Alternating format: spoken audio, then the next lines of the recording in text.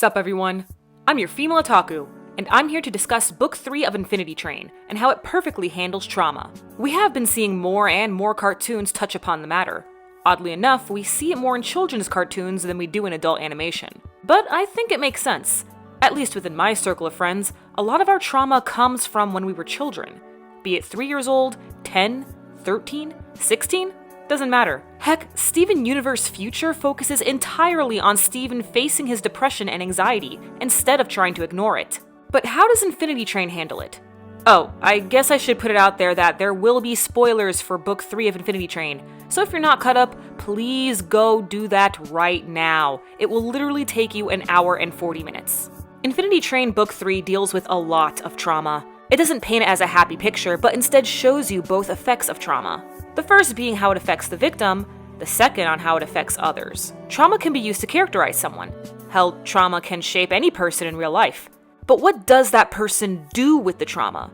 Maybe they're like Tuba and try to shape it into something new, use it to make someone happy. Or are they like Simon and use that trauma as an excuse for all their actions? They push their ideals onto someone else just because it happened to them. It's a hard topic to discuss, especially since it's hard to make someone understand that just because they were abused doesn't mean they have an excuse to get snappy with others every 2 seconds. But I think Infinity Train hit the nail on the head. Let's focus on Simon. We see back in episode 4 that he's still affected by the abandonment of the cat, Samantha. It's especially rough since he's trapped in a cabin with her and no one is taking his trauma seriously. Plus, he discovers the monster that tried to kill him, but the cat just keeps it as a collector's item. That can really mess someone up. The episode ends maturely, showing us that the people you care about should never just brush your trauma aside and try their best to help you get through it. Not fix it, but aid you through the torment. It also shows that just because they were able to leave doesn't mean those memories just go away. We see it on Simon's face. It still affects him deeply. The guy was abandoned by his only friend and left to die when he was 10 after all. And she never came back. That's messed up. But let's move on to episode 5 and onward. We now know why Simon is the way he is, but it certainly doesn't excuse him from his future actions. We see that Simon isn't getting along with Tuba, but over the course of the puzzle, they begin to share a moment or two. We think that Simon is having a change of heart towards Knowles, but we're shortly proven wrong. When the car starts to move, Simon goes to rescue Tuba, only to pull a scar and kill her. What's even worse is that he straight up tells Hazel with a smile that he killed Tuba, as if he was doing her a favor. I really can't get over the facial expressions Simon makes after this. They range from menacing to sadistic, and it really sells the scene. I couldn't help but be terrified every time he made a face whenever Grace shut him up. But anyway, this is what I mean.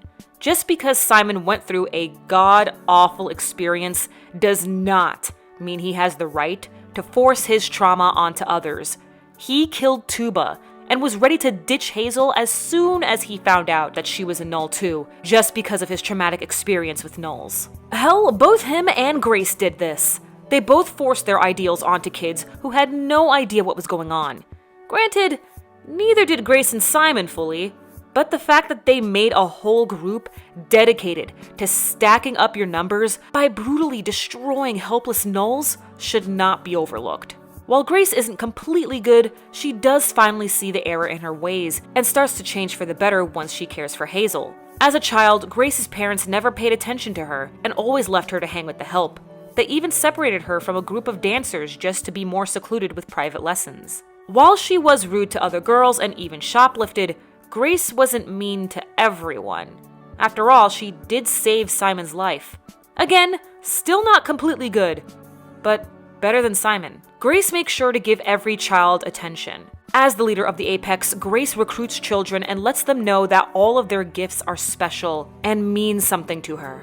Even after she displays cruelty towards Knowles, Grace continues to love Hazel even though she's not a passenger. In episode 9, we see that Simon's number is all the way up to his neck. After trapping his only friend in a tape, Simon takes matters into his own hands once again. The problem with Simon is that he refuses to listen to someone when it comes to the way of the train and the Apex. Simon will be as logical as possible, following Apex rules that he and Grace created.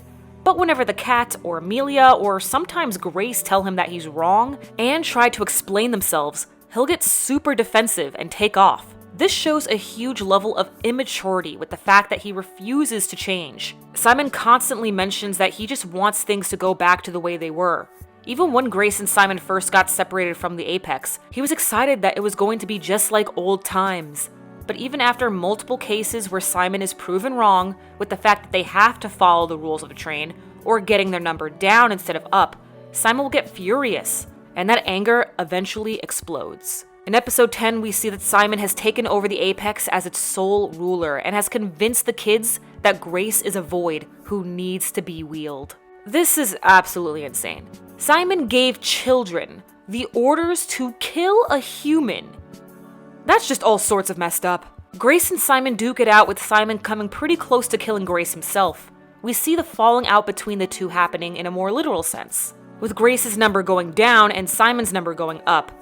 But it's the following lines that really get the message across. Grace says that she understands that Simon is in a lot of pain, but she is not responsible for his problems, and she does not owe him anything. Simon lashes out and says that she owes him everything. Simon's anger and immaturity pretty much reaches its peak here. As Grace said, we all understand why he's hurt, but it's not an excuse for him to act the way he's acting. Simon relied on Grace for a lot, and Grace knows this. You can tell by the way she manipulates him.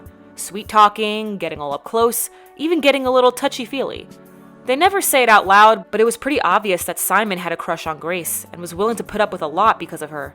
But in the end, Grace changed, and Simon was far too gone. If there was even a need for Grace to, quote, make it up to him, she actually saves both of them from that thing that tried to kill Simon all those years ago, and saves his life all in one swoop.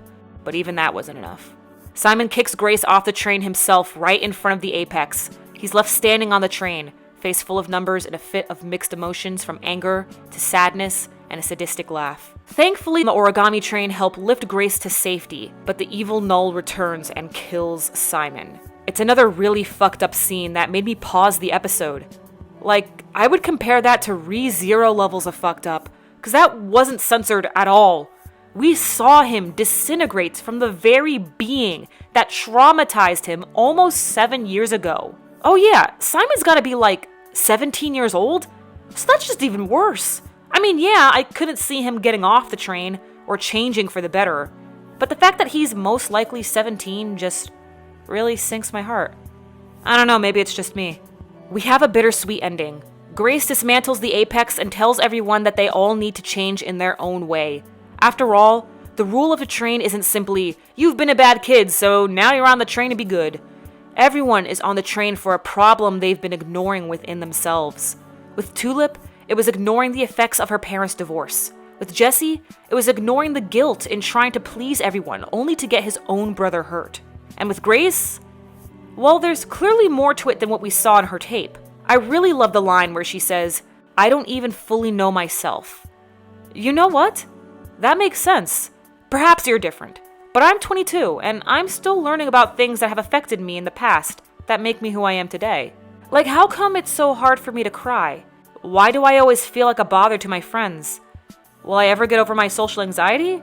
Was I born like this, or did it slowly happen over time? There's a lot to a person. Things aren't so black and white. Grace eventually figured that out. She was scared to change her ways, but she did it for the better. As for Simon, well, he'll unfortunately never know. I'd like to give a very special shout out to Giovanni Herrera for donating to my Patreon. If you'd like a very special shout out in the next video, stream, or what have you, then please click on the Patreon link in the description to donate, as well as links to my social media. I'm your female otaku. Sayonara.